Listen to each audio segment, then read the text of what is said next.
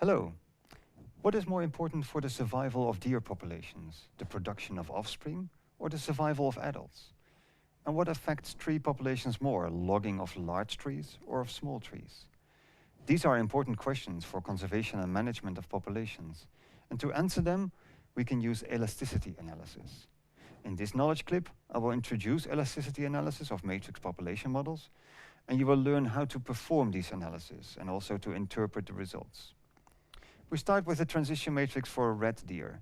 There are three classes: 1-year-old females, 2-year-old females, and older females. The transition matrix looks like this, and it contains survival probabilities and offspring production. This is the development of the population over time, starting with 50 old females. You can see an exponential increase, and the asymptotic population growth rate of the transition matrix is high, representing a 13% growth per year. Now, a logical question is, what determines this high population growth? We can investigate this by changing values in the transition matrix and by checking how sensitive population growth is to those changes. So let's see what happens with the population if we apply a 10% reduction in the offspring produced by 2-year-old females over here. And as you can see, this hardly affects the population. Lambda is only slightly reduced. Now, we apply the same reduction to the survival of old females. And you can see over here that this has a much larger impact on the population. Lambda goes down from 1.13 to 1.06. So we can conclude that the growth of deer populations is more sensitive to a reduction in survival than to a reduction in offspring. We can quantify the effects of changing transitions by calculating the relative change in the population growth rate divided by the relative change in the transition. For change in offspring, this value is just 0.02 over here. And for survival, it's much higher, 0.54. And this confirms our earlier results. What we just did is a rough calculation of elasticity values. The formal, correct way to calculate elasticity is to apply a very small but proportional change in a transition, so much smaller than the 10%, and then calculate the proportional change in lambda. Elasticity values are calculated based on mathematical properties of the transition matrix, the left and right eigenvectors. We can calculate these elasticity values for all the transitions in the transition matrix. So here is a matrix that contains elasticity values instead of the transitions.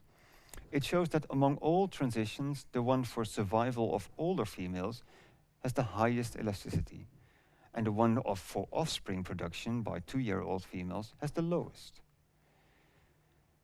An interesting and important characteristic of elasticity values is that they always add up to 1. As a consequence, we can interpret each elasticity value as the contribution of that transition to population growth.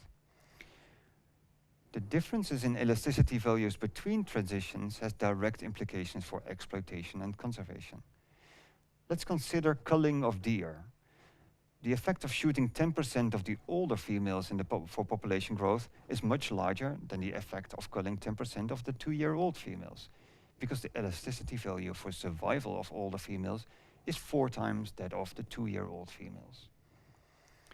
We can also evaluate the contribution of different classes of individuals to population growth. If we simply sum the elasticity values per column, we get the contribution of 1-year-old, 2-year-old, and older females to population growth. And we then see that older females contribute more to population growth than the 2 categories of younger females together. Apart from elasticity analysis, one can also apply sensitivity analysis in matrix models. Sensitivity analysis is different as it calculates absolute changes in lambda produced by a very small but absolute change in a transition. Elasticity analysis is more commonly used in demography and conservation biology, and I therefore do not introduce sensitivity analysis further. Let's now conduct elasticity analysis for a matrix model of a tropical tree species. This is the life cycle of the tree, with seeds, seedlings, juvenile trees, small adults, and large adults. Suppose that this tree yields valuable seeds, but also valuable timber. The transition matrix for this tropical tree is shown over here and elasticity values can be calculated just like the example for the red deer. The resulting matrix with elasticity values is over here, and all elasticities add up to 1 as always. Now, if we sum elasticities per size class, we see that the large adult trees contribute as much as 41% to population growth, much more than the small adult trees. So a first indication of potential exploitation effects is that logging of a certain proportion of A2 in trees affects population growth much more than logging the same fraction of A1 trees. We can also make another observation that is relevant for exploitation.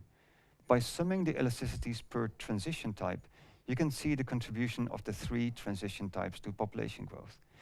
And the contribution of reproduction is just 7%, which implies that seed harvest does not strongly affect population growth. So let me summarize what you have learned. I've introduced you to elasticity analysis, a technique that allows calculating the importance of life processes and categories for population growth. And you've also seen that elasticity analysis can give a first impression of the effects of exploitation on population growth. Thanks for your attention.